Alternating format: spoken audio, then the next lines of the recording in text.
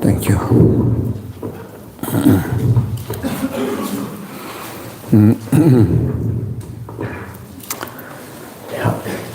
Good afternoon, everybody. Yeah, good afternoon. So how was the discussion?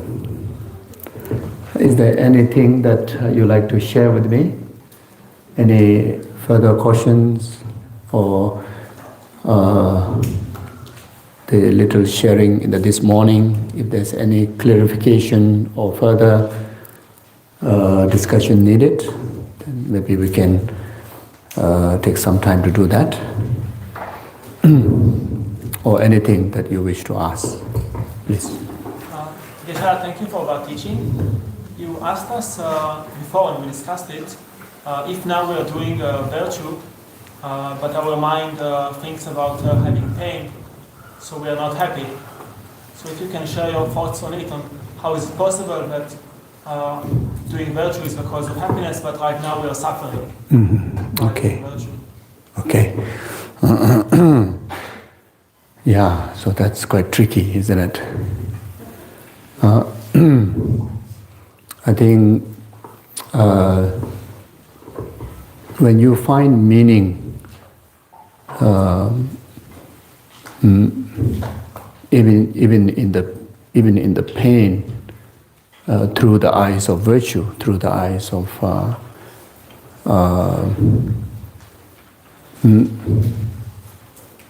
virtues. I think virtues talking about something ultimately beneficial to you and ultimately beneficial to others, to you or others or both. If you see any meaning in relation to that, even while you have discomfort physically, then your heart have a fulfillment. So that fulfillment will drive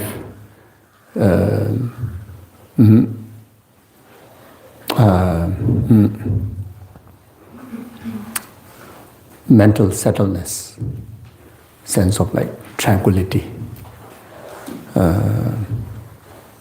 The fulfillment itself can be experience of true happiness, or fulfillment. That fulfillment can be the direct, immediate cause of the inner peace or true happiness. So it's a true happiness. It's a quality of quality of mental acknowledgement that somehow has its own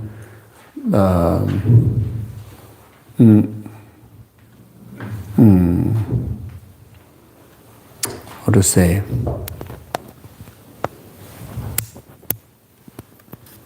mechanism, we call that. It releases that mechanism within our subtle body, and that even possible to experience by the gross body. Even sensual level also, one can feel very nice. If not, at least the subtle body experiences, great harmony among the subtle elements. So, if we kind of calm ourselves with the still state of mind, and we can see clearly that's happening.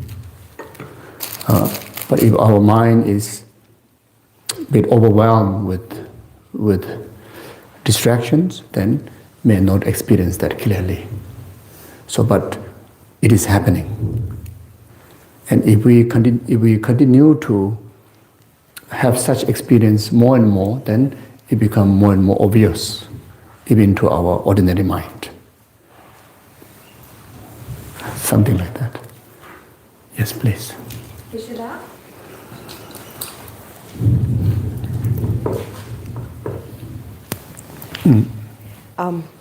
I see happiness as a choice.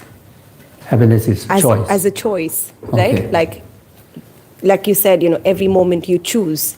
But then it also, for me, comes with a lot of shedding that I have to do.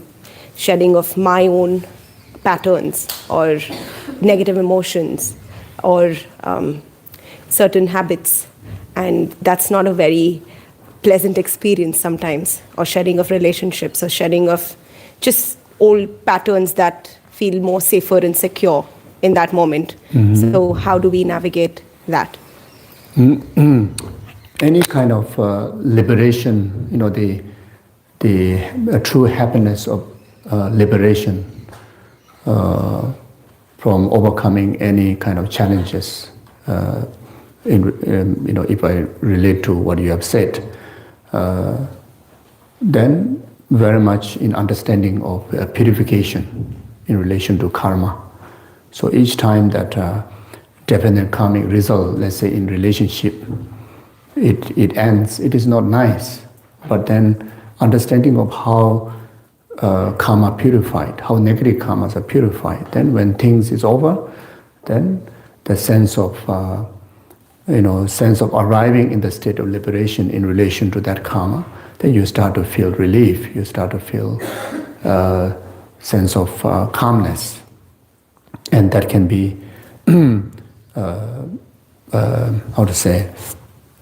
also genuine happiness possible.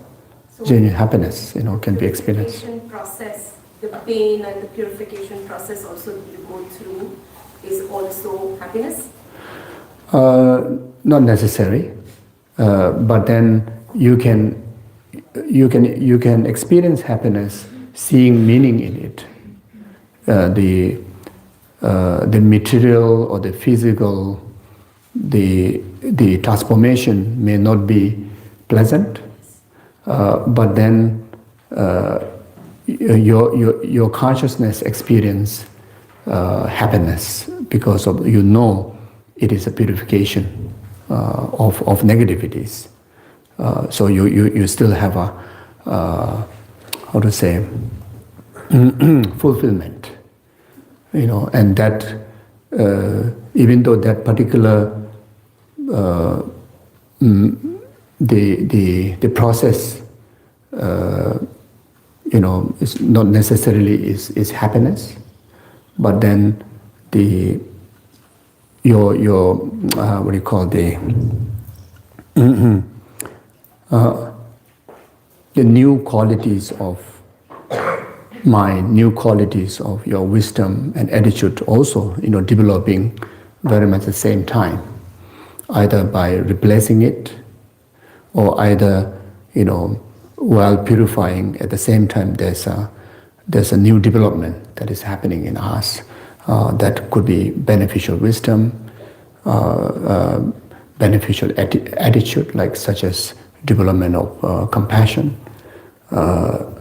development of selflessness, wisdom, and that is a fruitful cause for genuine happiness.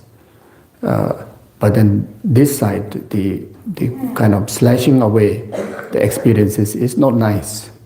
It is suffering, but that purification has a meaning of getting rid from your system. So understanding will experience happiness. The actual experience of the emotionally, physically is unpleasant.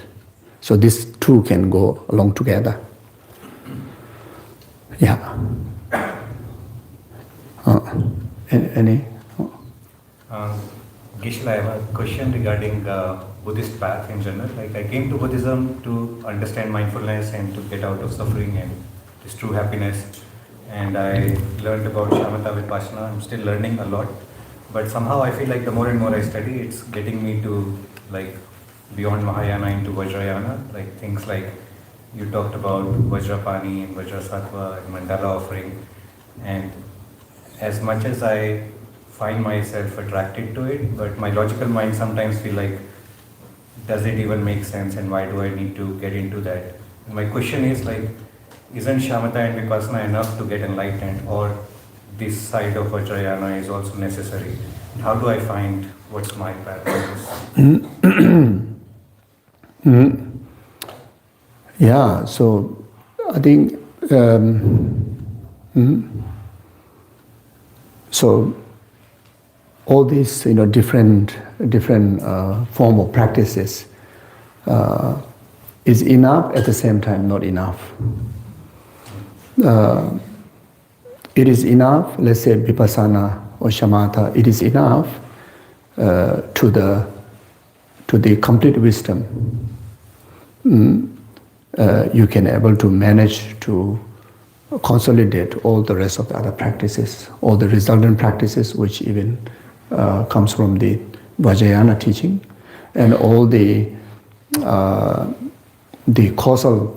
causal practice, or the sutra, as well as the Vinaya, everything will able to bring together in the practice of shamatha and vipassana. So for that practitioner, then yes, vipassana and shamatha is enough to get enlightened. Otherwise, it is necessary all aspects of the path.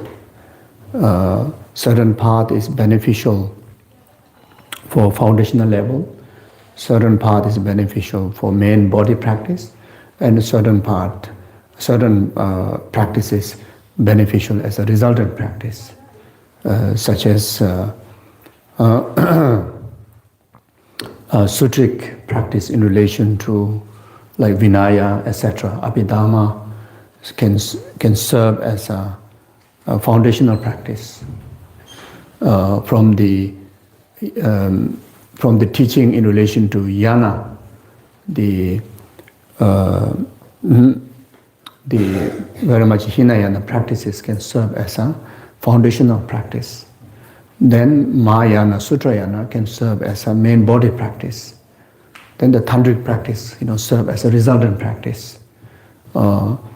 When you practice the foundational practice, even though in that very time you may not see necessary of the later two practices, but when you accomplish fully of the foundational practices, you naturally arrive to understanding the necessary of the following practices. So similar goes when you practice Mahayana Sutrayana. At the beginning you may not find any necessary of Tantra, but when you accomplish the Mahayana Sutrayana, then you will come to a realization that Vajrayana is needed.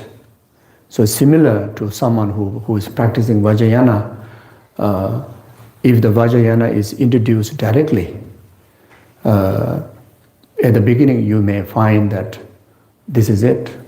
It does not require the preliminary practice of Vinaya, preliminary practice of Sutra. But when you are maturing into really start to understand the actual teachings of the Vajrayana, then you will realize, in fact, Mahayana Sutrayana, as well as the Vinaya and the Abhidhammas are most important to bring sweep and great success of the Tantra. Yeah. So, Geshe, firstly, thank you very much for the opportunity to sit here and talk to you. One situation in life that keeps coming over and over again in front of me. I look at these situations and I say that this is unfairness. So, whenever the situation comes and I say that this is unfairness that is happening to me now, it causes me a lot of suffering. So I suffer because I see that my punishment is not equivalent to what sin I had done. So maybe my sin was very small, but the punishment is huge. So much so that I start going in this loop of trying to understand what did I do to have deserved this, or could I have done this or that. So much so that I did a past life regression also. I tried to understand, is this coming from my karmas from the past lives, or what is this? Why is this unfairness?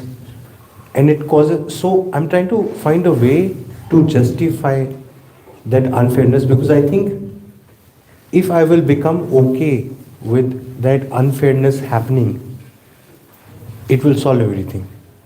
I will be able to forgive, I'll be able to move on. I just want to be okay with the unfairness, not have to say that this is unfairness. If it was equivalent to what I had done, then I wouldn't have a problem with it. But because it is not equivalent to what I've done, it makes me angry. And then I suffer. Mm-hmm. So if you could just teach me how I can get over this unfairness bit. Mm-hmm. Thank you, Geshe. Okay.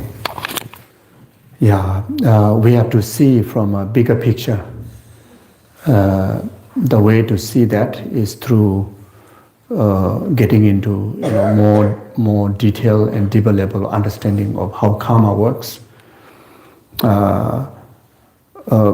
For the conceptual level of the wisdom, the ability, we in fact don't have the ability to understand entirety of karma. We need to achieve omniscient mind to really to understand all the subtle aspect of karma. That's what understood. And even the broad level, how understanding how karma works. One result of experiences, without doubt, has infinite factors. Those infinite factors, beyond even our own calculation and imagination. So therefore, having understanding of this very much, at least this much level of understanding of a karma, help us not to have some kind of fixation or judgment that the consequences is more than what I deserve. In the natural karmic law, cause and effect, or in the natural existence of interdependently existent, everything comes with a fairness. There's no anyone out there to kind of make a wrong kind of calculation. If we have not done any the karmic action which serve as a causes of whatever is experiencing within us, there won't be any such experiences. So everything is a result of the action we have committed. So when it comes to the action, committing of action, yes, there are varieties like such as collectively committing the karma, or individually committing the karma. If the suffering result that keeps coming in one's way is to do with somebody else, to do with someone else, there are a lot of very much the causes or contributions of both sides. So in order to completely stop to the karma to be repeat, then in fact the both sides have to come to a purification, able to antidote to that action, but one thing is beneficial is that whether the other person is understanding that they also need to engage into the purification practice or not, but at least yourself, take the initiative to purify. Let's say if it's to do with the relationship issue, then you initiate to forgive, you initiate to understand or interpret the experiences, through the eyes of compassion. So that way, the compassion and forgiveness serve as an antidote to gradually take effect of purification. At least from your side, you gain the protection not to repeat the karma again back to you. Unless there's a new creation of karma, but otherwise the old karma can be purified like that. So, and there's also flow of the quality of our mind. If our heart, our thinking, not adorned with positive thinkings, virtuous thinkings, then the negative emotion carries the natural tendency of exaggerating the situation, magnifying any negative experiences. You magnify. In actual fact, it can be just a minor problem, but because of the unpurified mind, the situation is watched by a delusional mind, agitated mind, not a clear mind. Then a small problem, you see a big problem, and always you see the problem is very much coming from outside. It's not really. It's in fact the problem is very much imputed by your own mind. So there are also a lot of hallucinationally created, great problems, even though the reality is not there. So there are. So we need to investigate with a calm state of mind, whether there's any logic, whether there's any realistic, how you feel, how you experience. It is absolutely there as how it appears to you. You see, so there are also methods that you can apply, like investigating, analyzing the problem through the eyes of wisdom of emptiness. That can be very helpful too. As for the purification of karma, whenever you apply the antidote of wisdom of emptiness, understood that is the most effective, most powerful way to purify it. Even the immediate level, you can experience a degree of relief. First you investigate whether there is a person who legitimately, who really out there to experience all these troubles. The person, very much the person, how we view the experiencer of the suffering or the problem is very much, substantially existent person. from out, from out there, exists from its own side. When you discover the non-existent of substantially existent person or substantially existent me, then there's no one to experience the obstacle. So through the wisdom of realizing that, you can able to overcome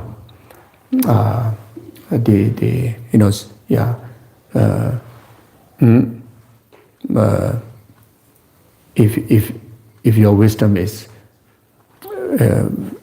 well matured one, you can overcome even from the root. If not, at least you can experience lesser impact of the obstacle, and you can also investigate the obstacle itself, whether there is substantially, inherently the obstacle that coming into your way. In absolute reality, there's no substantially existent problem out there. You see, so there's no one problem that inherently, substantially existent that keep coming into your way. And even though you see, there's one problem out there, one troublemaker out there, keep repeatedly coming to harm you. But in the eyes of the wisdom of emptiness, you will see, even though the certain contribution is from out there, but then there's so many other factors, so that can able to dismantle that very concrete, hard kind of one-pointed fixations of concrete obstacles. That also can apply.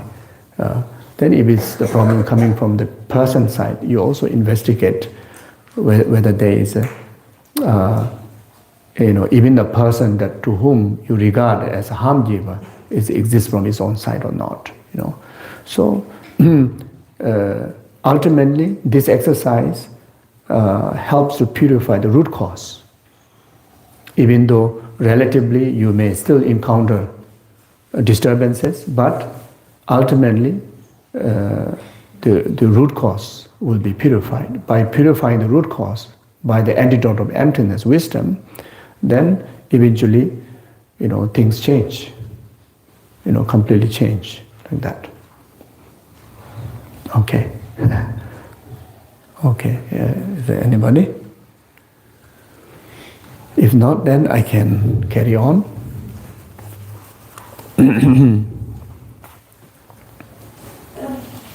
So just now our brother asked, in relation to your question, I thought to add this.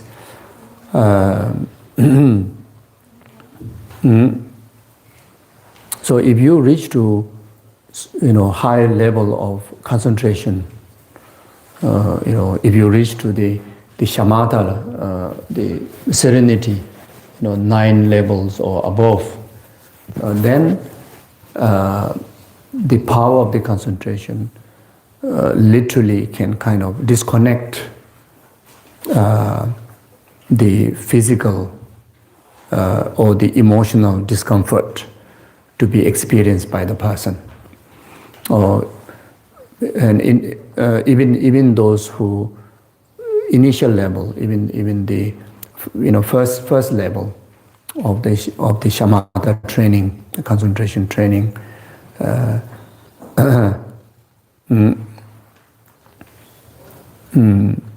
by carrying 3 qualities,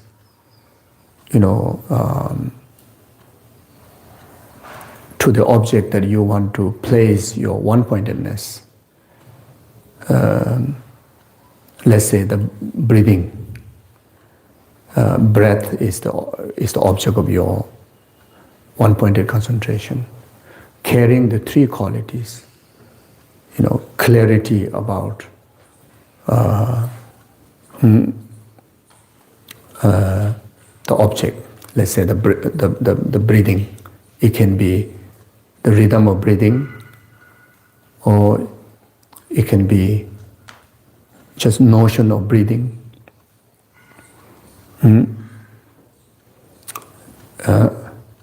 Whichever you choose, you have a clear knowing of it.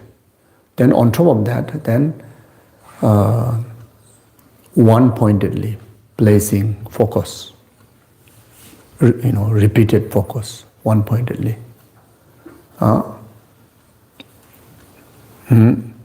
And that also you do with the sense of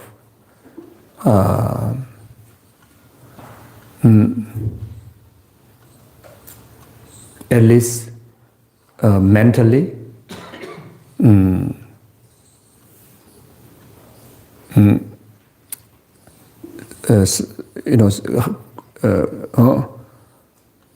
great degree of interest doing it, very eagerness of doing this practice, meaning that eagerness will help to draw the mind into the quality of focus, more subtle level of consciousness, as well as the sensual minds, somehow help to draw everything, pull into one direction. By doing so, then you can experience break from feeling the physical discomfort. So if you're able to do that for 1 minute, then even how painful physically that you're going through, you experience a sense of liberation, total disconnection from that physical pain or that one particular emotional disturbances. So by repeatedly doing it, so then eventually the that itself is the way to develop the quality of concentration. You're able to stay more and more single-pointedly placing to the object.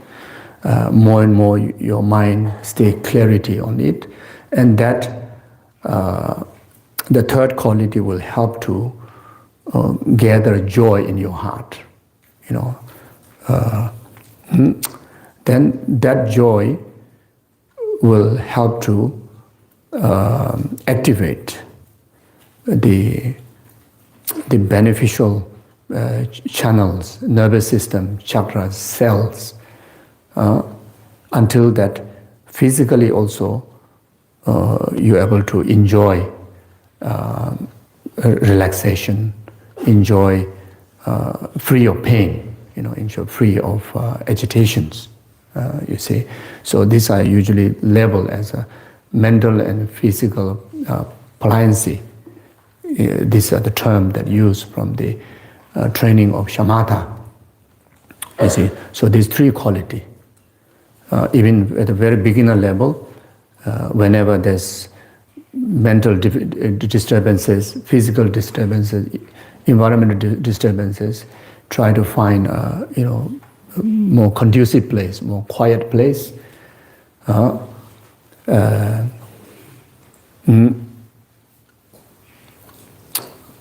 away from that environment. If it's a physical pain, then if it's, let's say, leg pain, then try to find a posture which has less discomfort that causing from the pain. Then there you conduct the concentration, carrying these three qualities. You see. So initially, of course, it is hard, especially if the pain is so intense. It is hard. But if you do again and again, and eventually they come to a point that even in great kind of suffering also stay away. And this is how the practitioner of the shamatha, they manage to do that. You see. So you see like this from some of the great masters. I have witnessed through my late master through the process of passing away, about a 1 year process of degenerating the physical aggregates. Day after day you see like all flesh is like kind of drying up.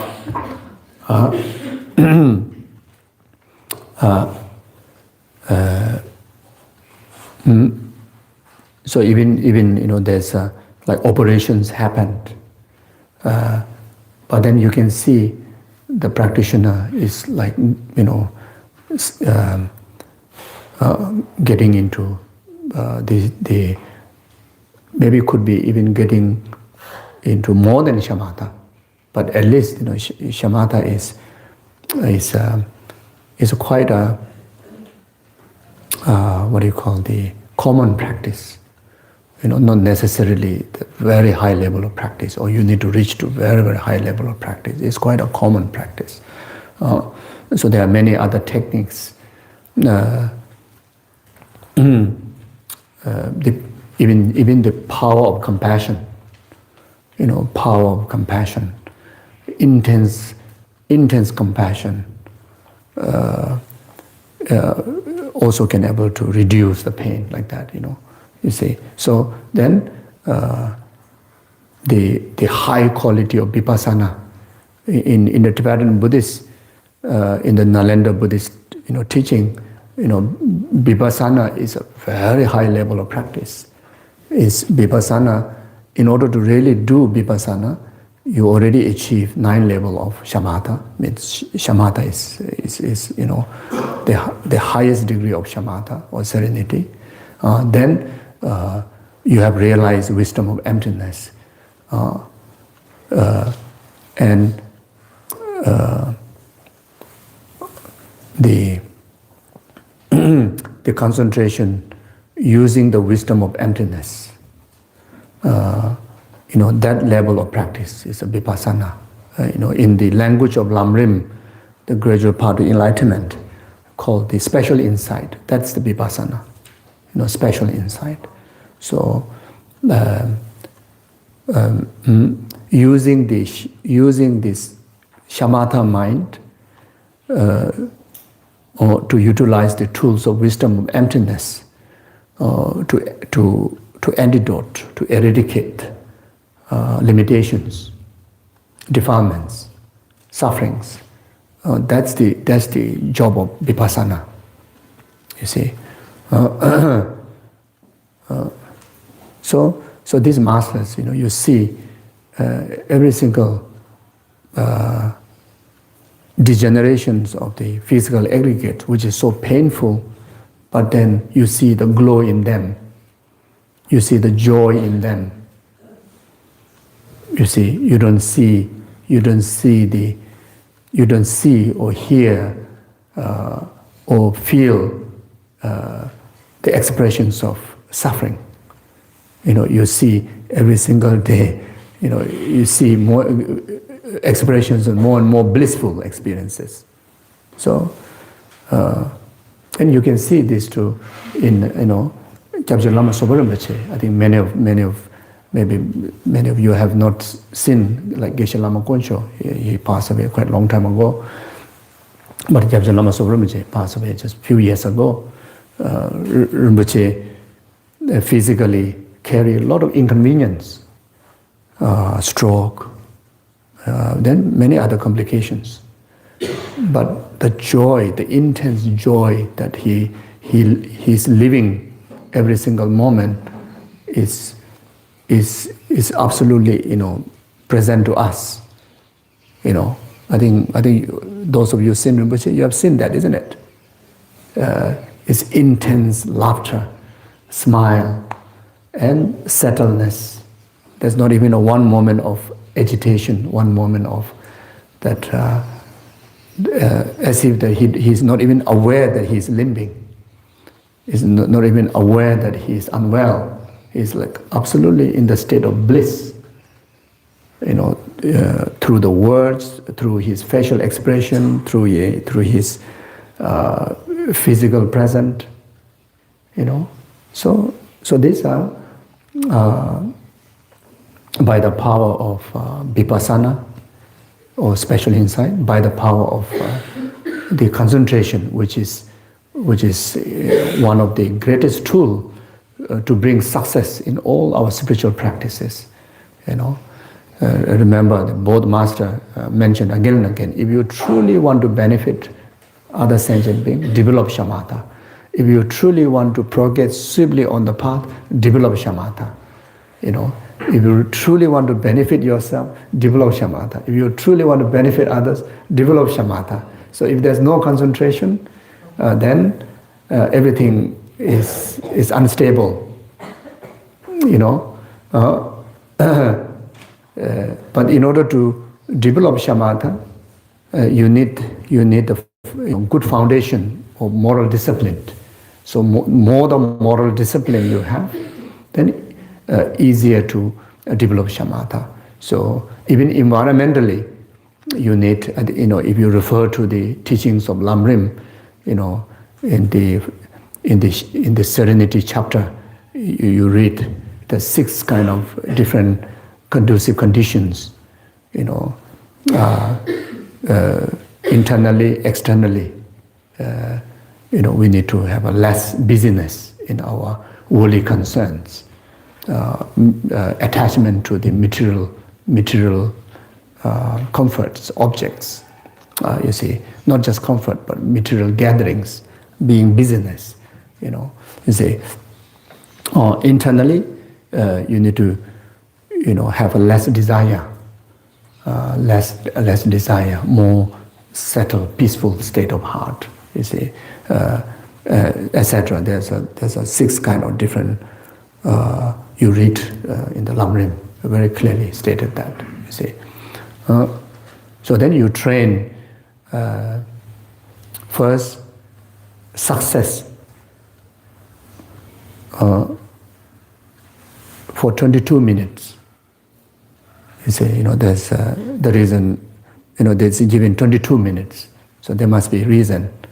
So whenever we do some training, if you're able to train for 22 minutes, I think there's a great impact.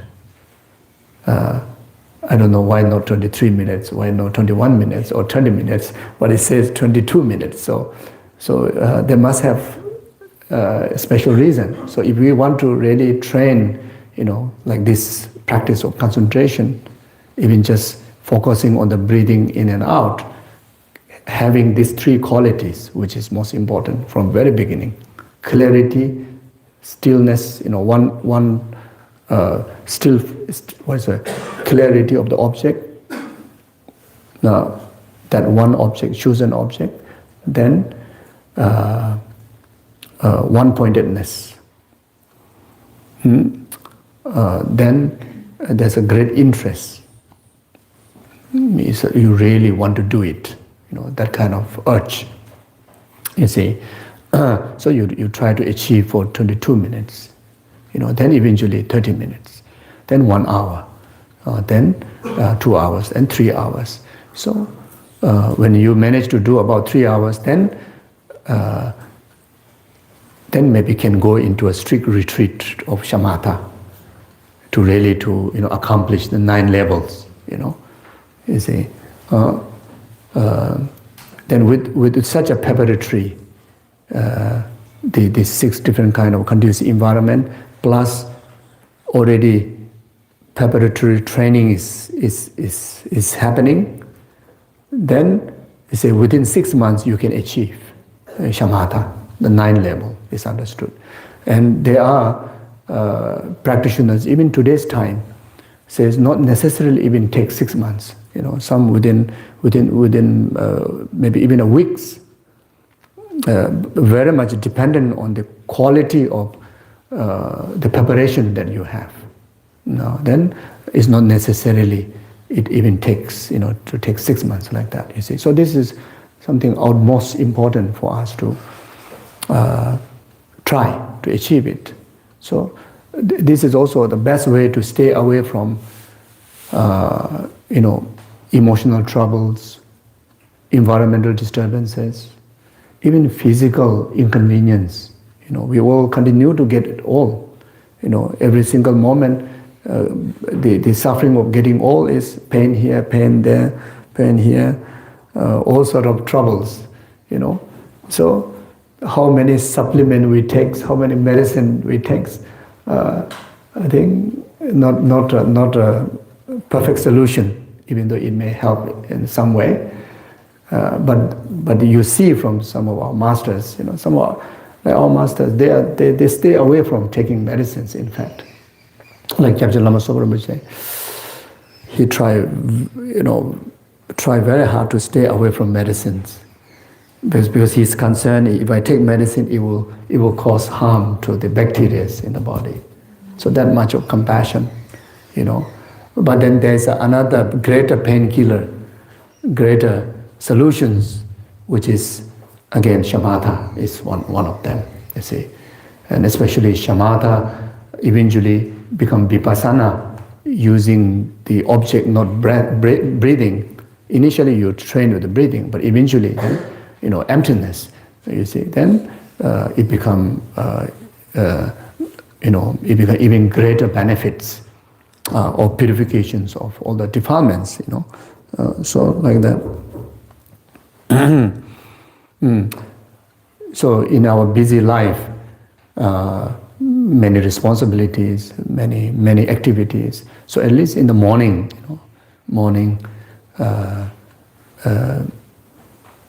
at least do every day, even 1 minute. It can lead us to accomplishing the preparation for serious shamatha realization. If we don't do that, then just finding immediately without proper preparation, go for a retreat, and sometimes can goes wrong. So there's one story. There's one individual who want to achieve shamatha immediately went for a retreat, so into a high hermitage, maybe mountain area, so maybe above the cliff. So down there in the valley, there's the nomads, shepherds. So the shepherds bring flock of sheep. So the sheep make sound, meh, isn't it? So the shamatha meditator been hearing the sheep making a lot of noise. So since don't have a proper preparation, just went to stay in isolation. So he was so disturbed, unable to control his mind to stay focused. So he was so angry. So the shamatha retreater go and look for a big rock, pull down from the cliffs. I hope that no sheep or the shepherd get hurt, but until he give up, until he give up. So that such thing happens, So the preparation has to be done now, you see, and sometimes when we hear teaching in relation to shamatha, as if always we need to go for retreat, not necessary, you see. So the morning is the best retreat time, the preparatory retreat time. The morning, if you can sleep a bit early, wake up a bit early, or even you wake up late, but at least 1-2 minutes, you see, you use your breathing to train, to gain these 3 qualities. And usually realize that if you go and do brush, you go toilet, then already get distracted. The best is like the first moment you wake up, and if you are specifically dedicating to train the single pointed concentration, then the first mind already get into the session. So that time your mind is not distracted yet. easier to gain those three qualities. So even for 1-2 minutes, it can be so helpful. So that will result in our, activities. You're able to control yourself well. There's a arising of emotions, attachment, anger, but then you will be well equipped to manage or control your emotions, you see. So then if there's environmental unhappiness, you can able to protect your mind from the intrusions of those unhappiness, etc., like that. Okay. So the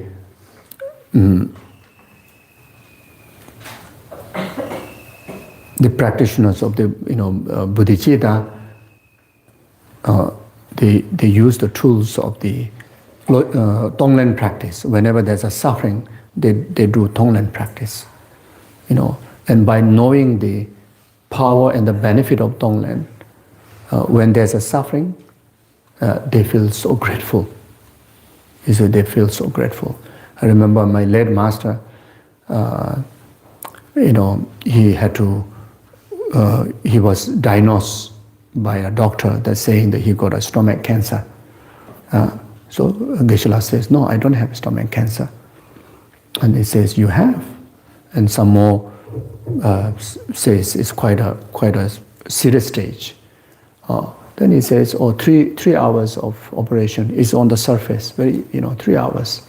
They know where it is, so they just need to take it out. So he said, I don't have. No? So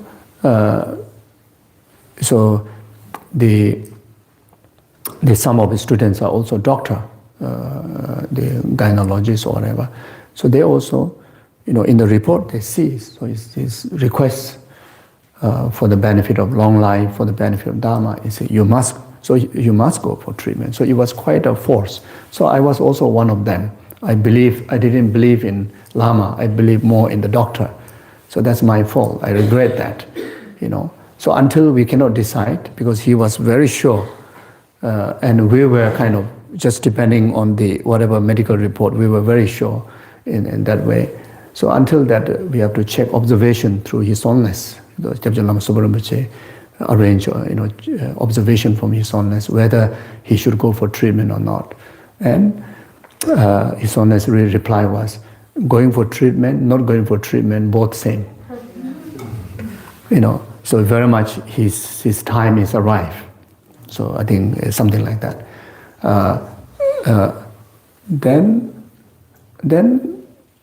Then of course go for treatment. The environment where he was everybody encouraged him for go for treatment. So he went for treatment, and the operation took about 6 hours or more. And no news was happening. And later they says, they couldn't find.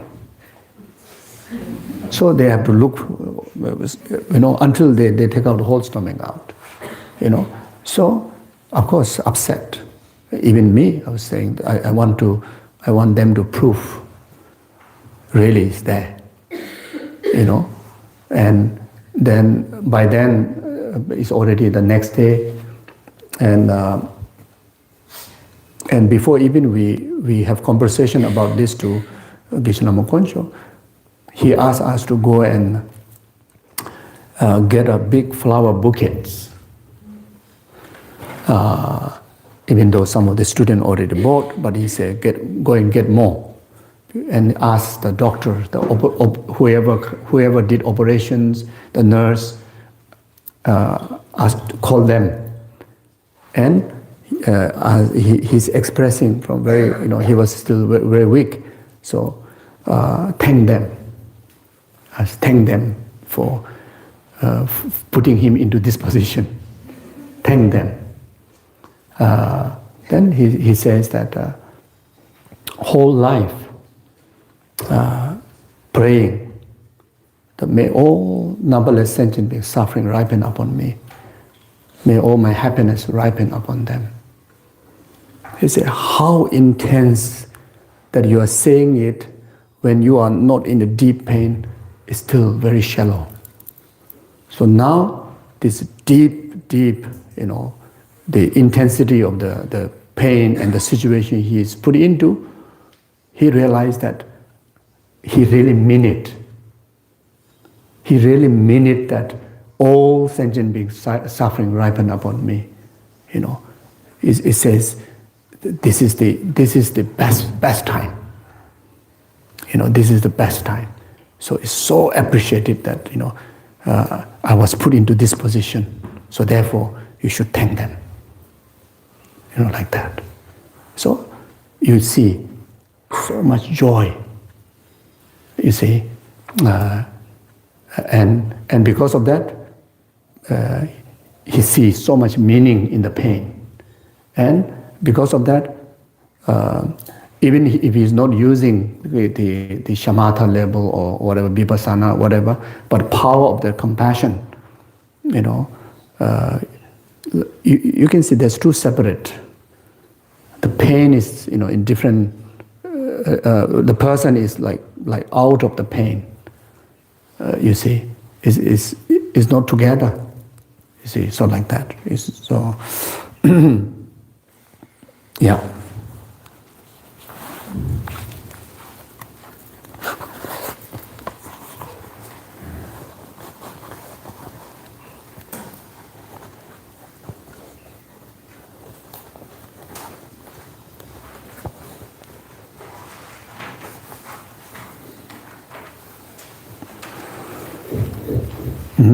Okay, so I will continue.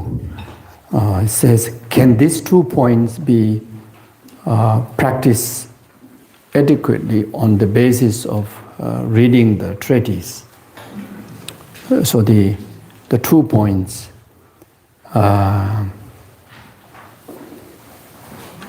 the elimination of the self-grasping, or the self-grasping to be eliminated, and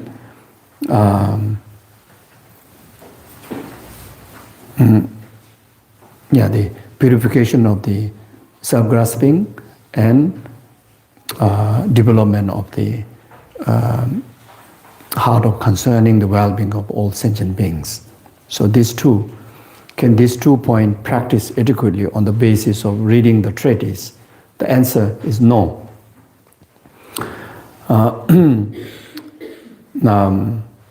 The Tantra are tangled. The main treatise are disorganized, and the pit instructions remain concealed, sealed within 6 parameters. So they require dependence on the teacher's instruction to understand. In particular, in the context of our present uncommon Mahayana instruction, okay. So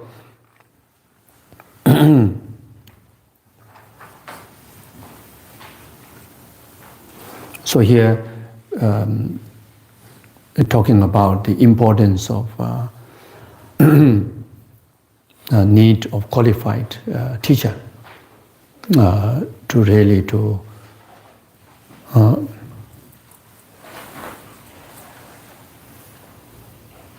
gain the correct wisdom of the Dharma, whether it's Sutra or Tantra.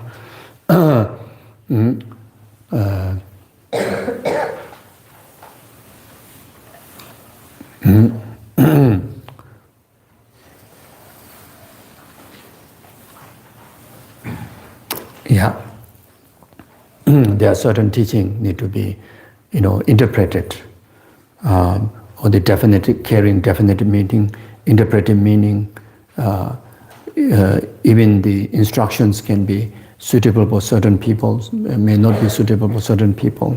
So you need to rely on qualified teacher. And not only that, the process is a lengthy process. It can be lengthy process. It can be very challenging to overcome the self-grasping, ignorant, the self-cherishing, attachment. It can be lengthy process to develop the heart of bodhicitta, the heart of, in concerning the well-being of all sentient beings. You need great deal of encouragement, and inspiration in your life. So the teacher, it should be someone of that figure, someone who not necessarily best is who is already enlightened. If not, at least Arya Bodhisattva. If not, ordinary Bodhisattva. If not, someone who enter into a level of path. If not, then at least someone's objective of life is to really to train on the path. Living in the training. Dedicated training. Completely dedicated one. You see. So that way, then the teaching, illustrate through his or her actions or body, speech, and mind, and that also not anyhow, but on the basis of correct learning. Someone have learned the correct dharma, the correct information. Then on top of that, also carrying the blessings of lineage. You see, the dharma practice, the spiritual practice, the major factors nurture your spiritual heart is through blessing, not from information. Information is necessary. Intellectual understanding is necessary. But more than that, you need blessing. Blessing, you achieve the blessing of the, you achieve the transmission of blessing through the tools of instruction, through the tools of transmissions, commentaries, initiations, offering vows, etc. But in order that tool to be intact, to really directly cause impact or realization in realization to your spiritual heart, the person who transmitting to you has to be someone having the unbroken lineage of the blessing, at least unbroken lineage, and upholding the lineage in his or her very best, living in the training. So that's our most important, you see. So it's not like academic study. So Dharma study, the spiritual realizations, the blessings is our most important, you see. And also the student ourselves, we also need to carry basic qualities, you see. This is another important part. Even you have a teacher who is real Buddha, but then we as a student don't carry basic qualification, again, we cannot become a ripened vessel. Either, it's like in the Lamrim taught, unripened vessel is like leaky pot. It's like a leaky pot, like a stain container. You see, the container upside down. So, how much blessing pour to you, even by the Buddha, if we don't have that basic quality, we may learn a lot, but spiritually, we don't achieve nothing. You see, so so the great Indian Pandit, based on the Paramita Sutra of the Buddha's teaching, summarize the quality into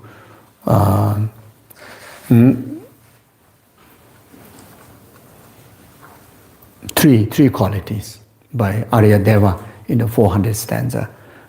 First one is the quality of being non-partisan, and the second one is the basic wisdom, to equip with the basic wisdom. The third one is diligent. These three qualities we need. You see, so when you have these three qualities, even the teacher is not a Buddha, but at least intact with the transmissions, intact with the correct knowledge. Then when commentaries were delivered, when the transmissions were delivered, initiations and vows were delivered, directly ripen in our continuum. You see, so non-partisan meaning the uh, the sole purpose of practicing Dharma, sole purpose of having a spiritual teacher, nothing other than for liberation. You know, clear? Is it nothing other than for liberation, for enlightenment? As a student of Mahayana, then nothing other than for the purpose of enlightenment. Purpose of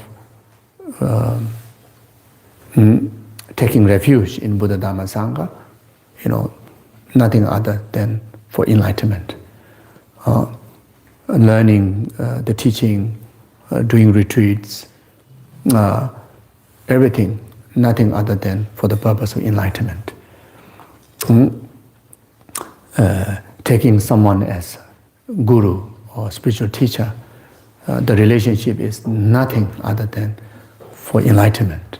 So that has to be very clear, not at all for any worldly matters, worldly concerns. You know, practicing Dharma not for success of this life alone. You see, you know, for the benefit of numberless sentient beings, enlightenment. For that purpose, then success in this life, good health in this life, long life in this life. You know, all this. You know, but not only for this life. You know, not only for worldly concern. You see, so that's called non-partisan. You know, simply meaning have a very clear purpose, not dualistic purpose. You know, 50% for worldly purpose, 50% for enlightenment. You know, not like that. You know, so 100%. So this is so important to receive the blessing, the real transformation, realization. You know, this is needed. So then, second quality is basic wisdom of understanding what is really beneficial, what is really not beneficial for you and for others. So the negative doings of body, speech, and mind, anything that fuel negativities to be performed through body, speech, and mind, you know, even in the name of Dharma, even in the name of Guru, then these are negative. Then have the basic wisdom to avoid, and the basic wisdom of understanding what are the virtues, like the 10 virtues, you know. You see, we can learn what are the 10 virtues, what are the 10 non-virtues, you know, basic understanding. You see, what are the 5 precepts? As a Buddhist, basic understanding. You know, what is the minimum precept of being Buddhist? Minimum value of being Buddhist? You see, what is the minimum value of being Buddhist? Yeah, what do you think? Minimum value of being Buddhist. If you can benefit others, do so. If not, at least refrain from causing harm to anybody else. So that's a basic precept of being Buddhist. You know, basic precept of if you have taken Buddha as your teacher, Dharma as your path. You see. Then no killing, no stealing, no lying, no sexual misconduct. This is a basic virtue. If you do the otherwise, non-virtue. So, you know, anything with non-virtue, refrain. Anything with virtue, adopt. Even how slightest virtue it may be, adopt. So have the wisdom to adopt, even how slight virtue it may be. You know, don't think that this is small virtue. You know, or even how slight negative action it may be, avoid. Don't think this is minor. You know, we say white lie. It's okay. It's white. It's white lie. You know. So you see, as long as I don't kill human being, it's okay. You know, and it's okay. Very small, tiny. You know, so it's not like that. You see. So this is called basic the wisdom of discrimination, to be able to discriminate what is to be adopted, what is to be abandoned. So in relation to guru also, whatever guru relate to you, if anything align with a virtue, adopt it, take it. Anything that against the virtue, avoid it. Even to the teaching, there are so many commentaries, so many sub-commentaries.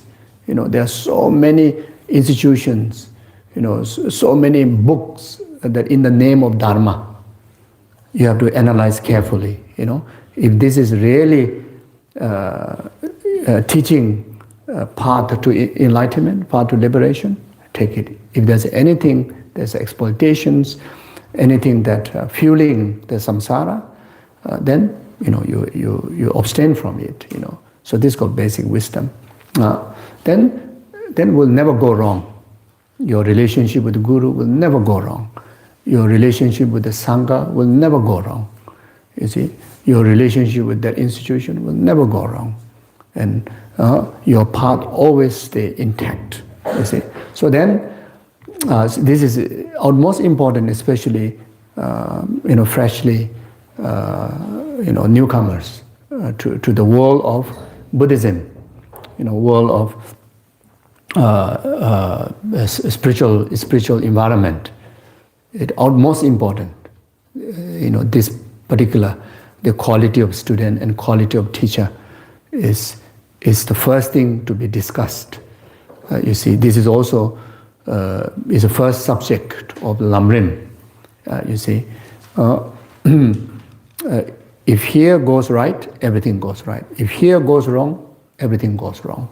You see, if the teacher and student's relationship goes right, the qualities are intact, then the teacher and student's relationship serve as a foundations of all the good qualities. That relationship can be creator of your enlightenment. If that goes wrong, then it's almost like water supposed to extinguish the fire, but water also flame on fire. Then nothing can pacify it. The samsara, like that. So then third quality is diligent. You see, Buddha Dharma. The basic understanding is that we created our own karma. We need to purify our karma by ourselves. Buddha cannot purify for us. Buddha also cannot transfer his realizations onto us. You see, the Buddha's way of liberating us is guiding us with the correct wisdom, correct methods, and by using those correct wisdom and method, we liberate ourselves, isn't it? So for that, not having this idea, superstitious idea, or just go to the initiation, put the vase on your head, that will solve all the problem. That will enlighten us, purify us. Many do that. Even very senior, long-time Buddhist practitioner, most of Himalayan Buddhist practitioner, we do like that. Most of my family do like that. My mother, if there's initiation, she will go because she will get a vase touch on her head, and there will be a blessed water will be given to her and something to eat, and that will make sure she's enlightened. She is not ready to study, not ready to practice. She practices in many different ways, but she see that kind of sweet path. But there's no such sweet path out there. So many believe like that. You see, sometimes we kind of chase after. You see, that blessing, by oneself not settling into practice.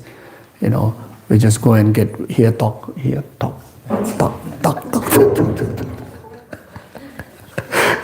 So, but then actually you got a lot of bruises,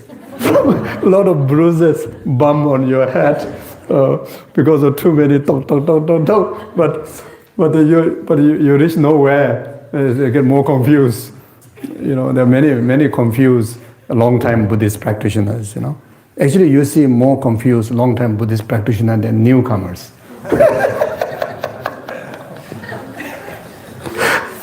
See, the newcomers are very clear. Actually, they're very innocent and very pure, very clear. You see. But then there you have to introduce this particular about the quality of student, quality of teacher. If this is not clarified, then after that, then you go and get a lot of no. Oh, okay. So diligent means settle. Diligent here is like consistent. So if you find one qualified teacher, whatever teaching that you have learned, you kind of be persistent, until that give you the ultimate result. You see, not distracted by just gathering too many words, too many philosophies, too many kind of rituals. You see, but if you have the ability, to take many teachers, many kind of philosophies, many kind of tools of Dharma, then why not? Like Atisha is one of the examples. He have 507 gurus. He managed it. You see, he uphold highest standard. You see, he's not confused. You see, I think, like for me, if I have more than 3, I will get confused. You see, I remember that when I was, planning to go from Nepal to study in South India, so at least there's 2 gurus present there. One say go, one say don't go. So confusing. One say go and further study. The another say don't go. Stay here. So it's like what to do. So then the guru asks you to stay back has amazing reasons. The guru that asks you to go has amazing reasons. So they themselves conflict. Then you put yourself into confusion. So anyway, so until that, I have to solve a problem with their guru.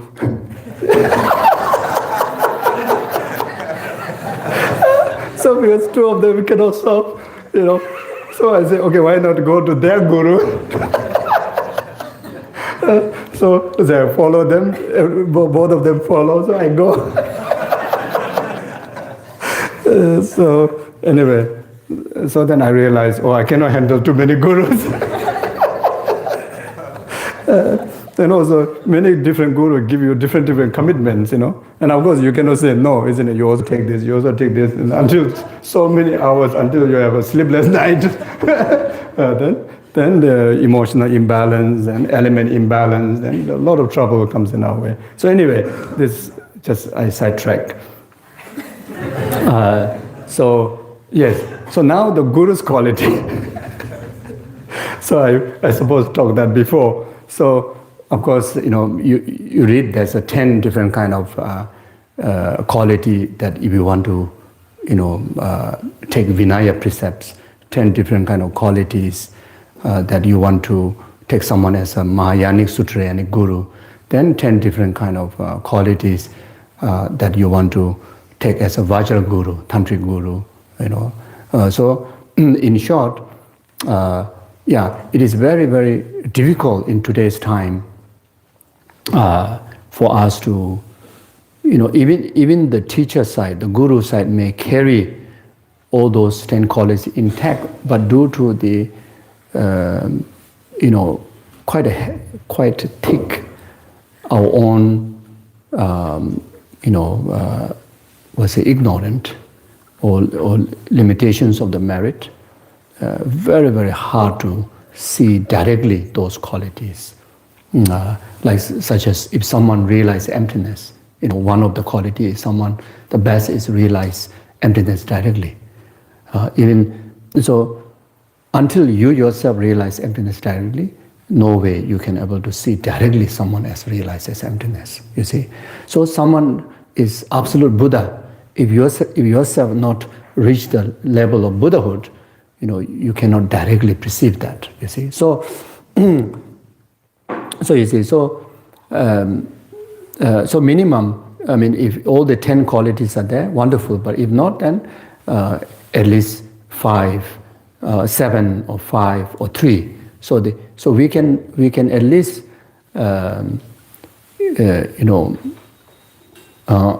try to look these 3 qualities in the guru or someone that to whom you want to take as your spiritual guide, spiritual teacher, or spiritual friend.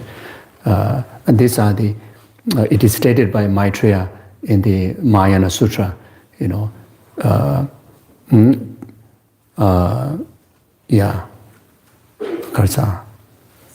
Pacified, thoroughly subdued, pacified, and thoroughly pacified. Don't know whether I said all the wording correctly or not.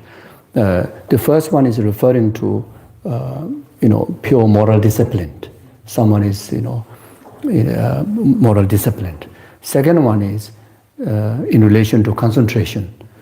Means even the person is not realized or enlightened, is still ordinary, but through the tools of concentration, he or she have the ability to control the emotion. When attachment is arising, timely know how to control. Anger is arising, timely know how to control. Will not express that to the student, you see. Then the third one is talking about thoroughly pacified, talking about selfless. Even though the best is realized emptiness in relation to wisdom. If not, is someone who is exercising the tools of the understanding of wisdom and emptiness in relation to at least self and phenomena, you see. So due to that, someone have a least grasping, ignorant, So minimum these 3 qualities should look for. Someone's body, speech, and at least body and speech that we can see directly who is manifesting the impact of morally disciplined. Someone is very calm, settled, gentle,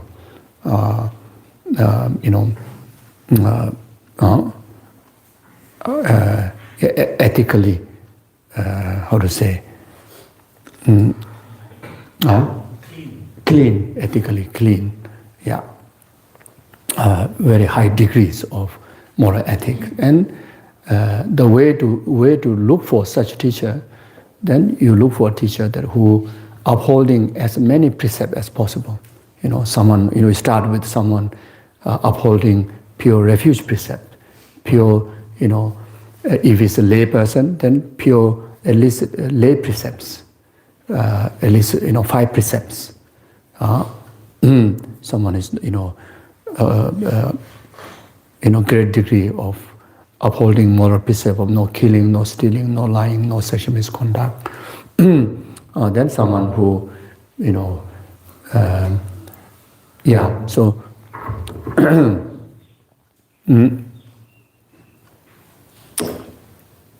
so minimum upholding those lay precepts if the teacher is lay people.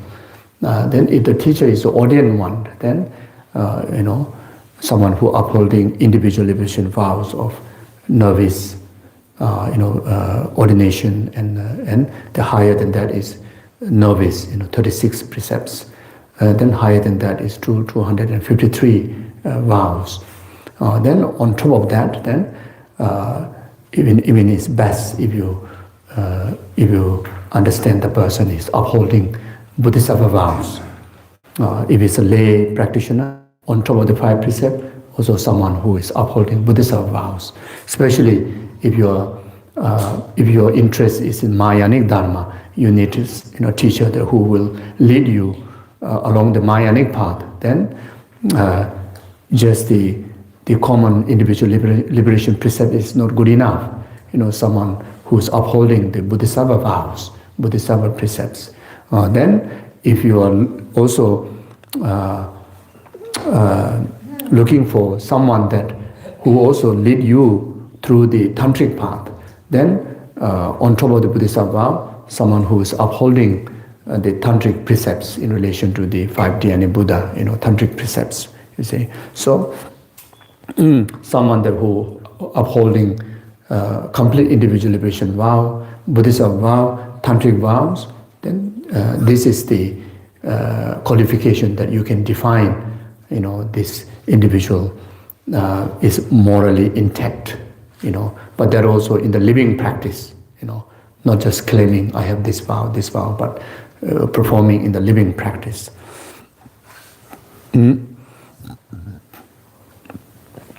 So then, as for the second quality,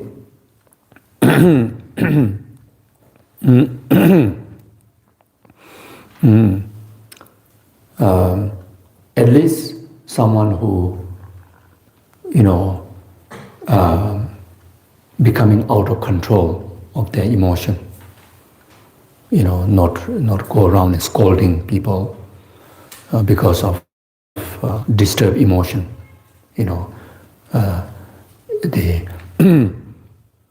as your guru, as your Dharma teacher, you go and scold around, then there's no peace within him or herself. There's expressions of imbalance in his own emotion, or unable to control his own emotion. Then expressing desires, attachment, then jealousy, control, and expressing to you that all the others are wrong, only me is right. Even in the name of traditions, even in the name of philosophy, even in the name of your group or your organization, telling the student, all the others is wrong, not right. Only mine is right. Obviously shows that there's no peace within the person. As a Dharma teacher, we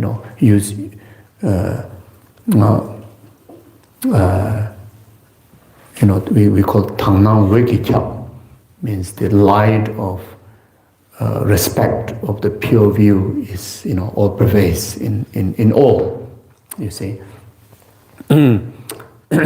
So then the third one is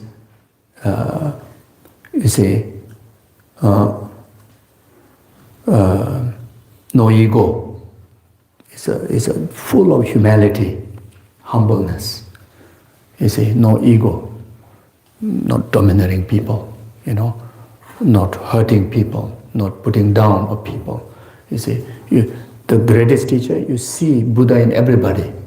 You see everybody as a level of Buddha. And you see, like if you meet His Holiness, the compassionate Buddha, living compassionate Buddha, show the respect. How much he show respect to his visitors. Doesn't matter who you are.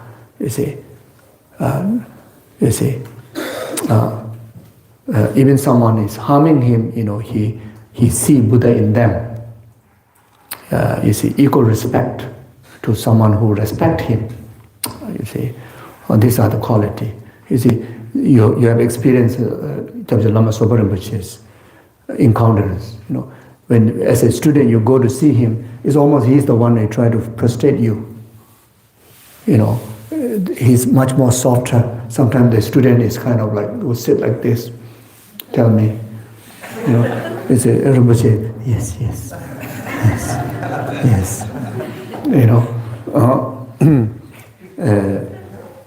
you can witness like that,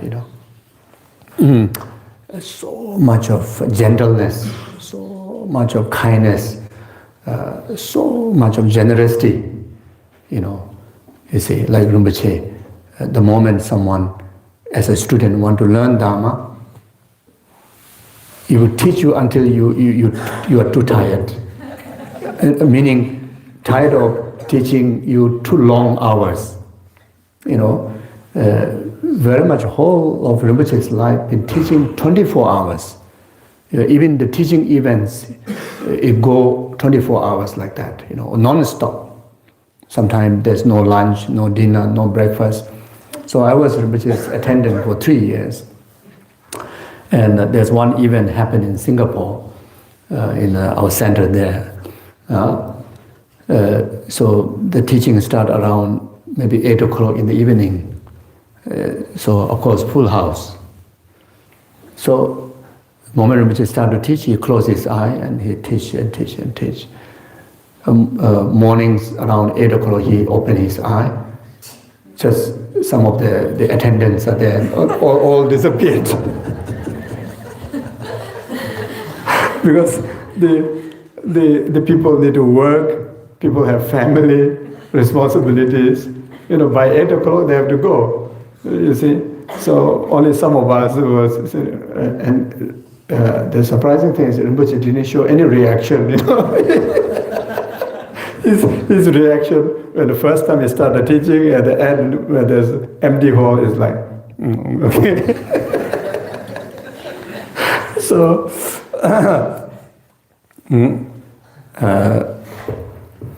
you see, so even you have requested one teaching, he will give you complete teaching. That one teaching, one inquiry of a Dharma, you manage to receive complete Dharma, the entire Lamrim. You get to receive entire Lamrim. So that much of generosity, Otherwise, it's like, okay, sometimes there's a danger of becoming, okay, you pay me for 7 days course, so today I only give you this much, tomorrow only teach this one, and there's also miserliness of, if I teach this, then even finish the topic, the Dharma cannot be like that. So anyway, it's like Rinpoche,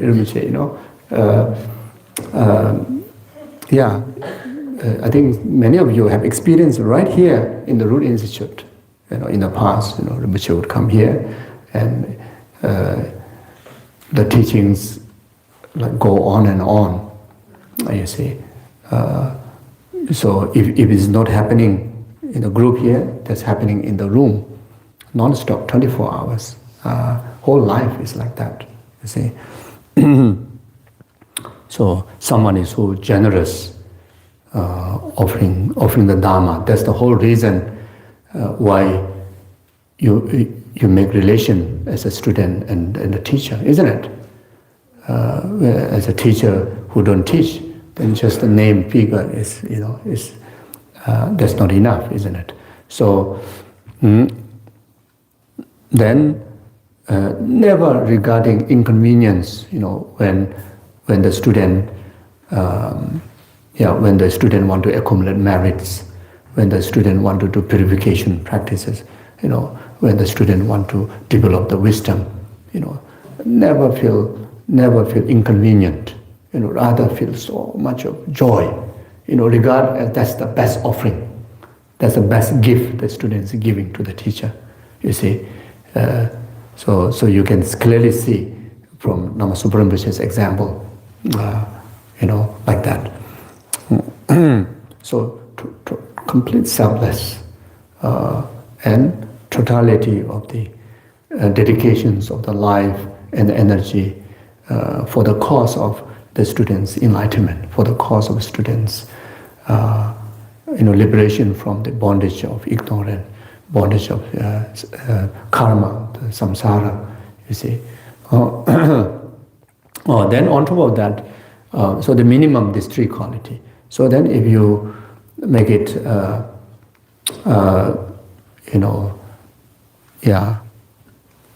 5 or 7, then the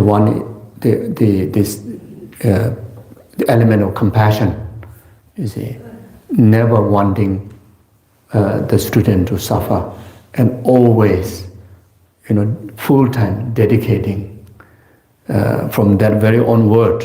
That someone take you as a teacher, then always causing conditioning causes of free from the samsara, free from samsara. That meaning providing Dharma blessings,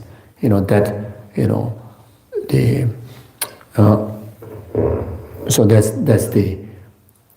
the way that how condition you to be liberated from samsara, with a lot of commitments, with a lot of teachings, with a lot of practices, out of compassion. So you see,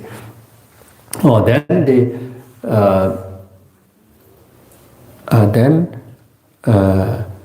knowledge. Someone has to be more knowledgeable than yourself. You see, so if you want to study Vinaya, then someone has to have a qualified, qualifications in the Vinaya teaching and Vinaya rituals.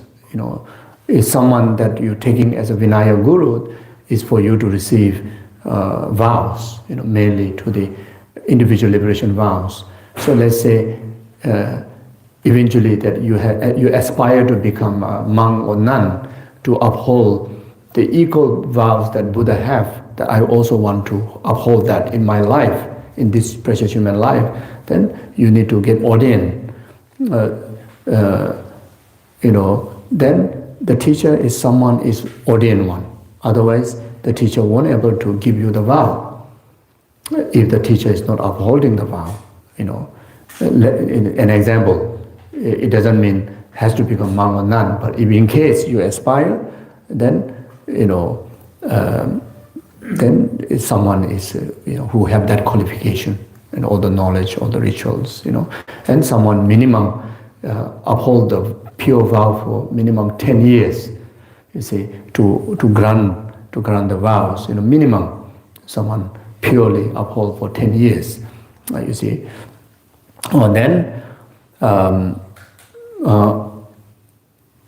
Then if you want to train in Bodhisattva's path, then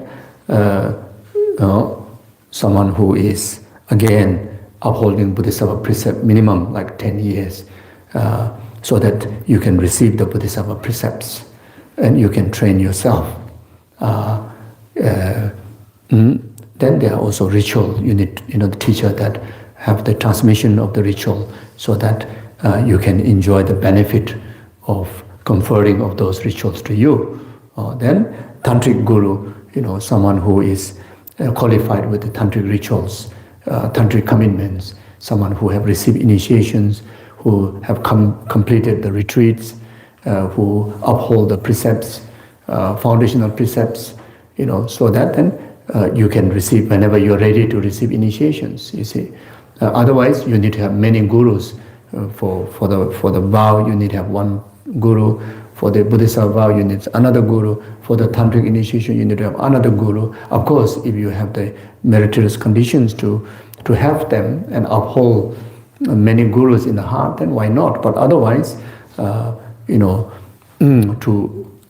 find the knowledge, all this, based on the how to define someone upholding those knowledge is very much understanding through the quality of precept, you see, and how we define that someone has high quality of practice also through the precept, how well they preserve the precept, and from there you will know how to define like that.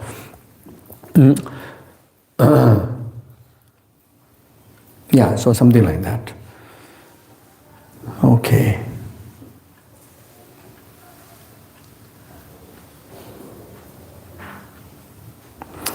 So they're dependent on the teacher's instruction to understand.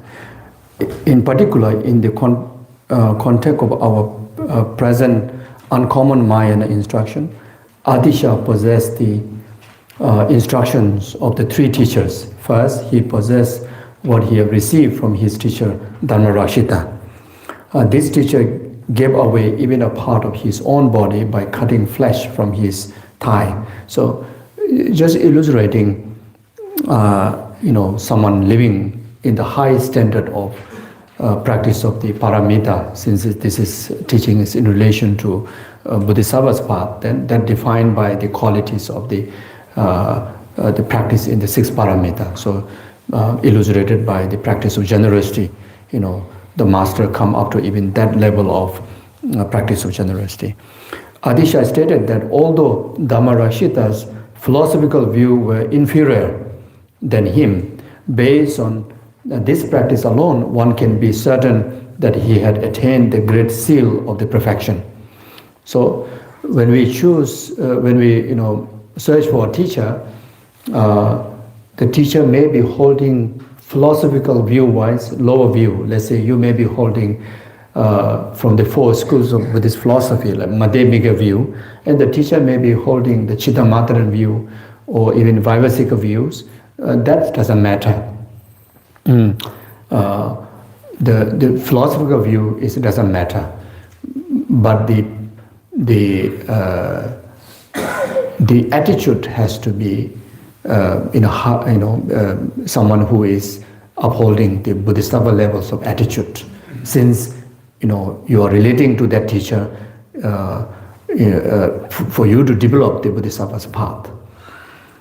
His philosophical standpoint, the Dhammarashita's philosophical standpoint was that of the Vaivasika tenet of the disciple school. His scripture authorities were the Galen Three Clubs, while his analytical reasoning was based on the Abhagosha's Ornament of Sutra and the Jataka tale. So Buddhist four schools, Vaivasika, Sautantika, Chittamatara, Madhyamika. Madhyamika also got two sub-schools, Madhyamika's Pasangika Madhyamika, Sautantika Madhyamika school and Pasangika Madhyamika school. So the Adisha hold the Pasangika Madhyamika school, similar like Nagarjuna, Dharmakirti, Shantideva, etc. His teacher holding the first school, the view of the first school in relation to philosophical view. Third, Adisha also possessed the instruction he received from his teacher Silingba. The second is Adisha possessed the instruction received from Maitrik Yogi. So he's the second very important teacher. He was the junior Kusali brother, and he was known as a Maitrik Yogi because he meditated solely on Maitreya with special focus. So he was nicknamed as a Maitrik Yogic. His philosophical standpoint was that of the non-abiding middle way. His scriptural authority was the Sutra on the Cautions of Akasha Garbha, while in his analytical reasoning he followed the Shantideva's Guide to Bodhisattva's Way of Life and the Compendium of Training. Third, Adisha also possessed the instruction he received from his teacher Silingba.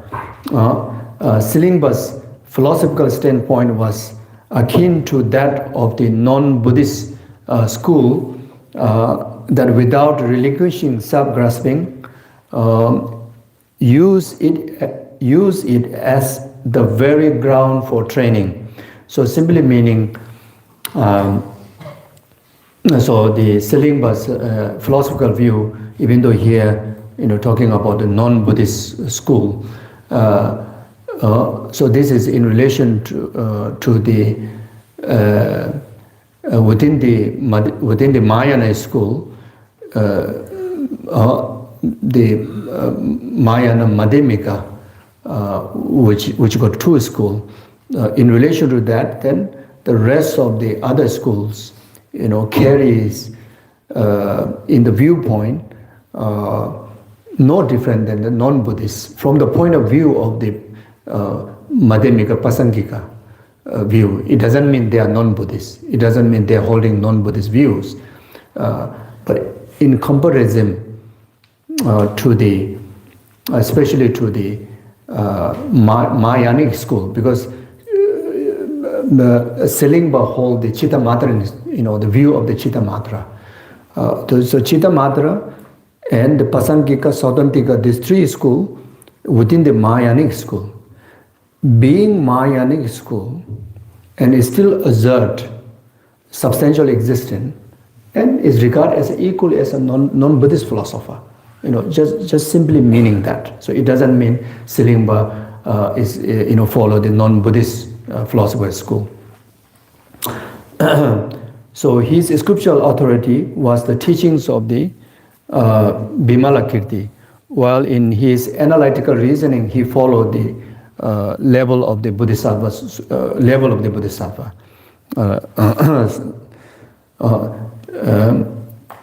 These instructions stem from stems from Arya Maitreya. The present teaching belonged to the instruction received from teacher Silingpa. So the teaching that the Lojong teaching, the mind training teaching that we're discussing, he received from all the three lineages, but there are particular way of instructional element in relation to how to transform our self-grasping, ignorant, and self-cherishing attitude into bodhicitta and wisdom emptiness. Is mainly receive this directly from this Silingpa, and the Lama Silingpa take as a heart guru, is a root guru of Atisha. So how you define difference between root guru and the guru? You see, so root guru you can define that someone that who impacted your heart the most for the transformation, who have impacted you the most, who inspire you the most. From there you can define that individual as your root guru. It can have root guru, not necessarily just to be one. You can have many also. So some believe that root guru is just only one. So you can have many. In relation to many different form of practice. For emptiness, this guru is my root guru in relation to emptiness. This particular guru, who, like Lama Tsongkhapa, Lama Umapa, his main guru is a root guru because who impacted him to realize the emptiness, comparing to any other gurus, like that. Some guru don't even carry the knowledge of emptiness, but in relation to bodhicitta, that inspire you the most.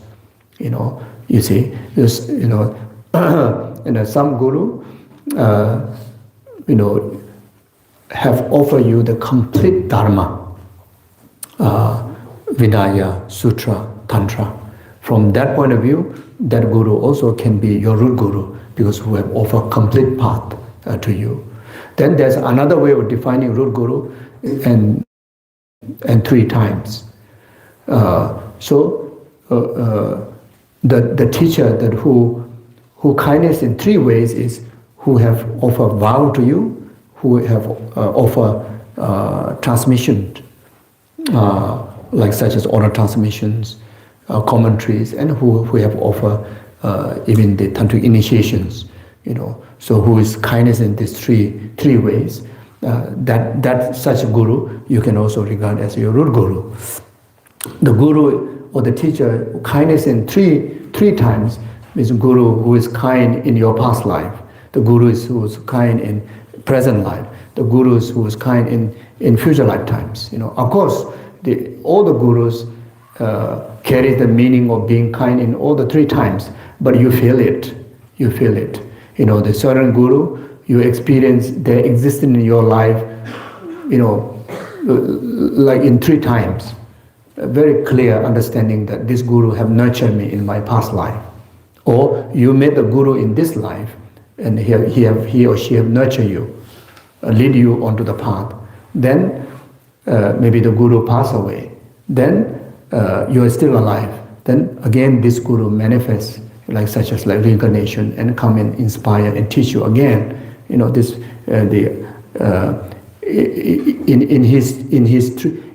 his own way, in the three times that always prove to be with you along the path. Or yourself experiencing through certain, how to say, clairvoyance or propositions, propositions by your guru, or propositions in the scriptures, or not because of clairvoyance or proposition, but this guru have benefited me in the past, benefiting me now, will benefit in the future.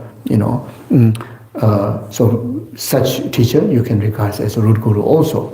Or in another way of understanding, benefiting in 3 times is benefiting lifetime, throughout the life. Yeah, the day you met the teacher, up to your passing away. That's one time. The second time is benefiting at the time of death. Who is guiding you through clear light, or who, through your guru devotion, the guru yoga practice act as a power transferring your consciousness. That's how guru benefit you. Or guru in person, come and transfer your consciousness at the time of dying. Then benefiting you at the intermediate state. You see, so can be understood in this way too. Or you can understand up to the clear light one time, then the second time is during the intermediate state, and the another time is causing the guru as the main condition for you to achieve another precious human rebirth, where you continue to nurtured by the nectar of Dharma. So that's how you define someone as your root guru. So there are many ways to do that. So Atisha, among 507 gurus, Silingba he feel his root guru, heart guru, because Silingba make him actualize that soft aspect of the heart of bodhicitta. So no other teacher managed to do so. The other teacher will give him great wisdom of knowledge, many maybe initiations, many transmissions, whatever. But the moment he received the transmissions from Atisha on bodhicitta, then his heart, nurture, arise bodhicitta. So when Silingba first met Atisha, Atisha was introduced as a barbarian. You see, so there's even a short short teaching that through the conversation between Atisha and Silingba in their first meeting formed into a teaching. So there, Silingba greet Atisha as a barbarian came to approach him, and now, after receiving the transmission on bodhicitta, then he become free of being barbarian. So it doesn't mean that Atisha didn't practice Dharma. He is a great scholar already. Already is a crown jewel of Nalanda University from India. But he's a barbarian of not having the bodhicitta heart. You see. So that's what it's talking about. So even Atisha often, whenever he talks mention about the name of Silingba, he tears. His heart melt because of the softness side of him was, fully make him developed because of Silingba like that. Mm-hmm. So this in turn is based on the following statement from the teachings of the Vimalakirti. Egoic viewing, the viewing of the perishable composite is the seed of the Tathagata. So this has to be, this is tricky, you see. The egoic,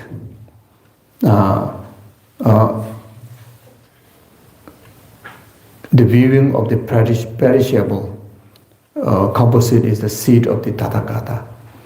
Mm-hmm. So,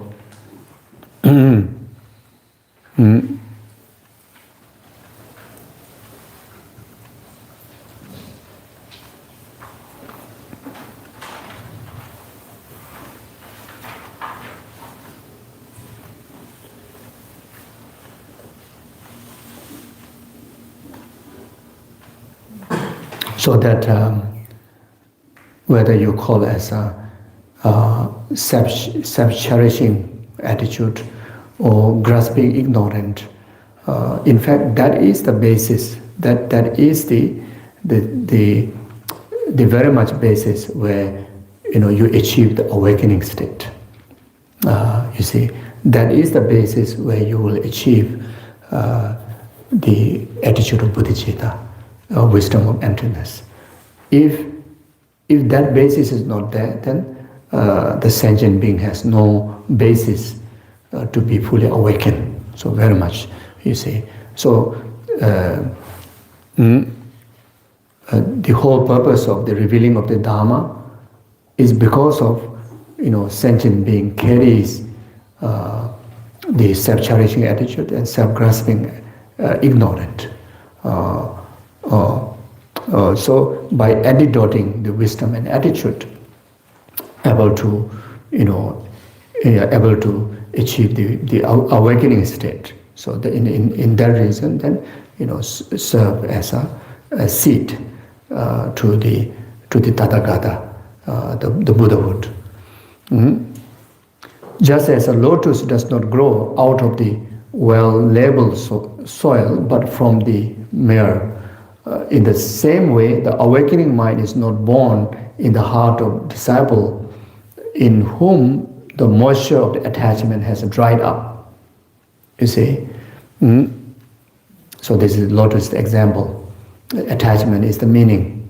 You see? So therefore, you see, in the eyes of someone who really know the potential of spirituality, the potential of enlightenment, then even that the attachment, wanting happiness for yourself, or even wanting happiness alone, happiness alone for yourself, is a sign that you have sensible potential. You see, you have the soft side. It's not like rock. You see, so even there's a great sense of desire to attachment there, which everybody has. If we look from the positive point of view, actually that is the proof that we have this, softness aspect of attitude, and if that is, kind of formulate carefully with the right ingredients or the right, tools of the antidotes, that attachment can be the most forceful tool to, develop the greatest, the softest and the greatest aspect of the heart, which is called bodhicitta. You see, so this something like that. Attachment is drive.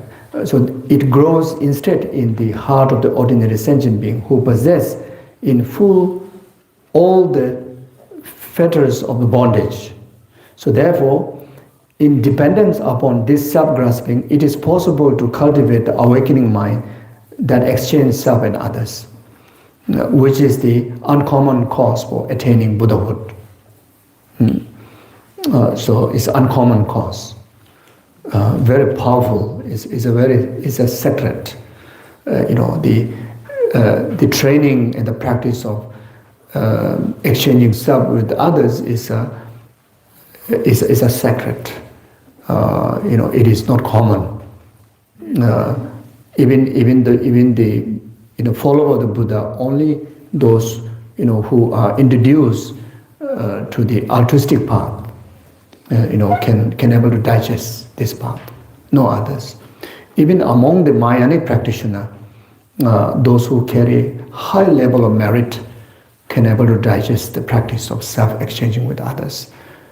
Can manage to exercise, letting go of anything concerned of one's own happiness and totality, investing your energy, creating causes of the happiness of the rest of the numberless sentient beings. So this is not easy, you see. So this is not a common practice. It is a very sacred, uncommon practice. You see, it is a seal practice.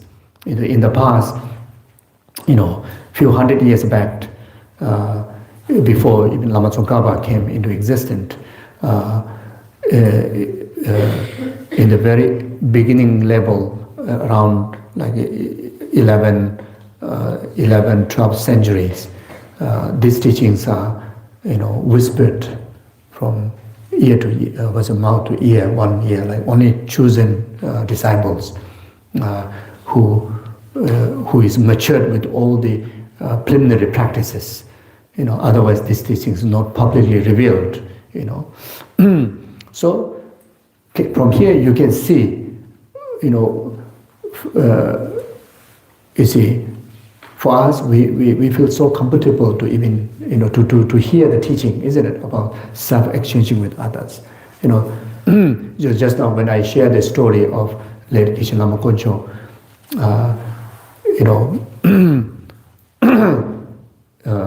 you feel disturbed or you feel heart touched, So that shows there's so much merit to digest this teaching, to digest this practice.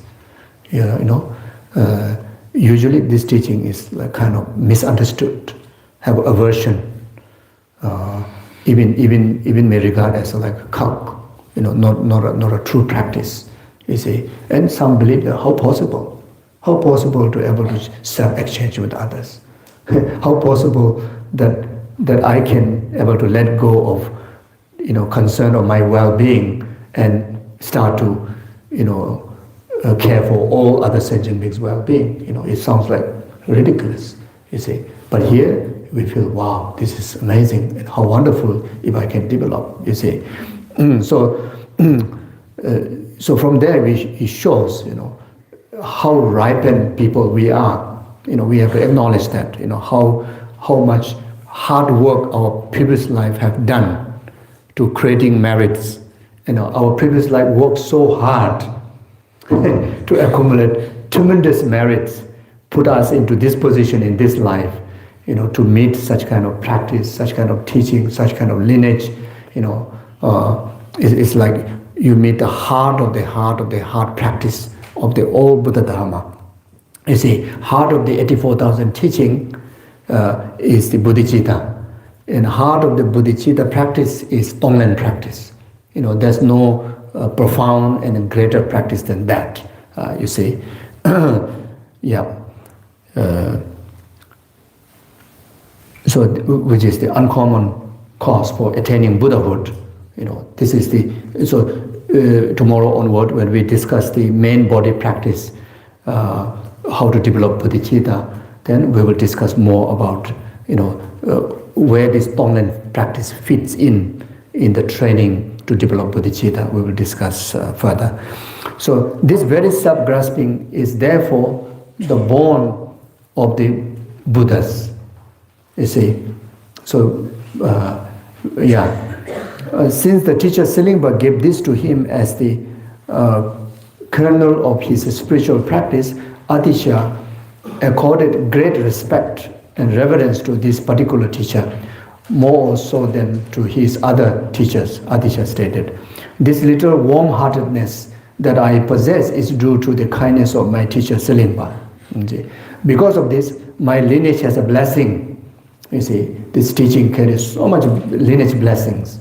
Again, Atisha is reported to have asserted that no remedy in either the mantra or the perfection vehicle can be an adequate substitute for entering the gateway of this spiritual practice.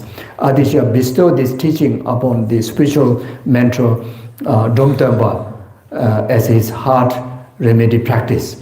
So Atisha's heart disciple when he went to Tibet is Domtempa, the lay practitioner Domtempa.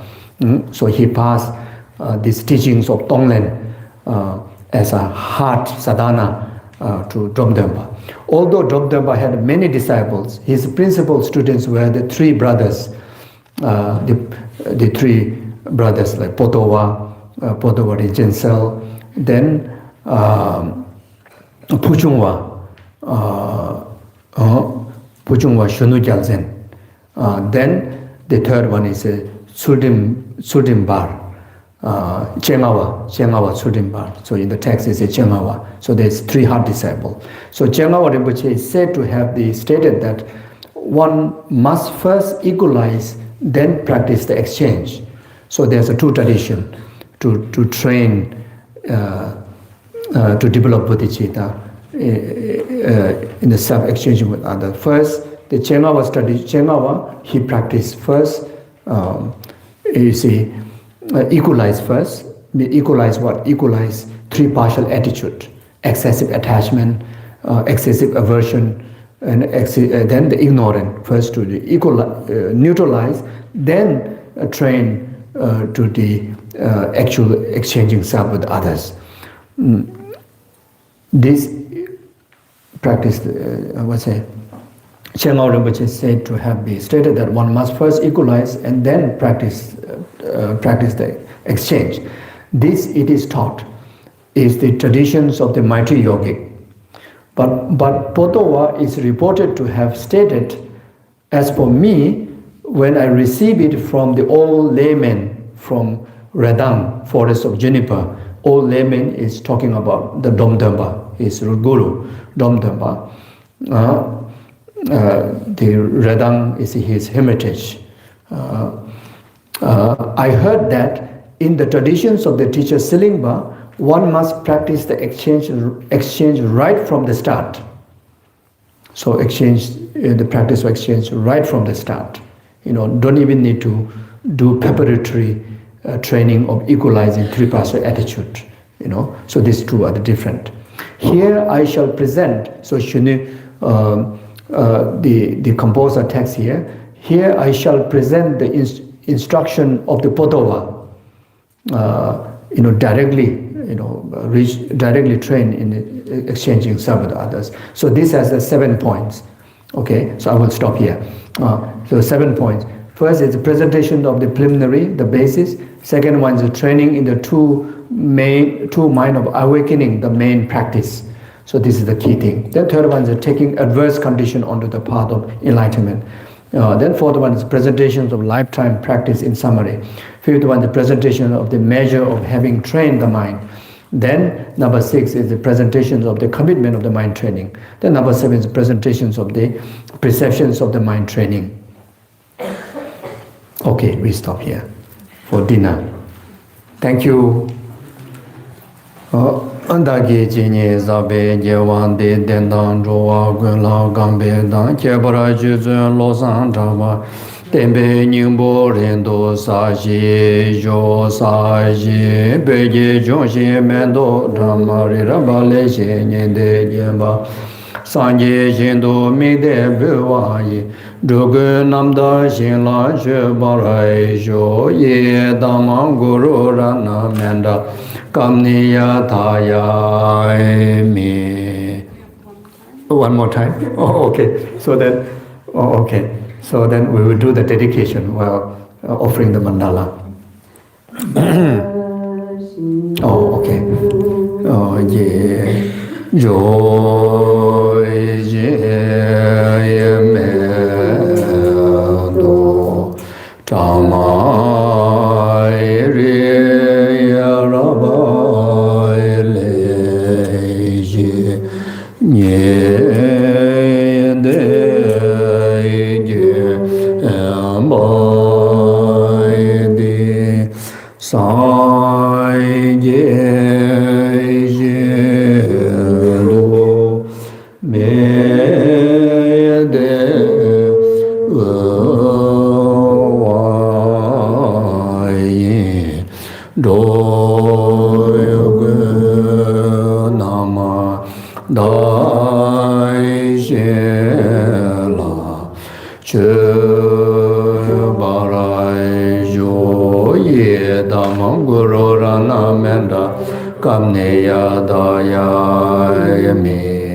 So later you have a Vajrasattva practice. So then at the end of, during the Vajrasattva practice, at the end, you can do the dedications of the today's merit. So here, I think the dinner time. Okay, thank you.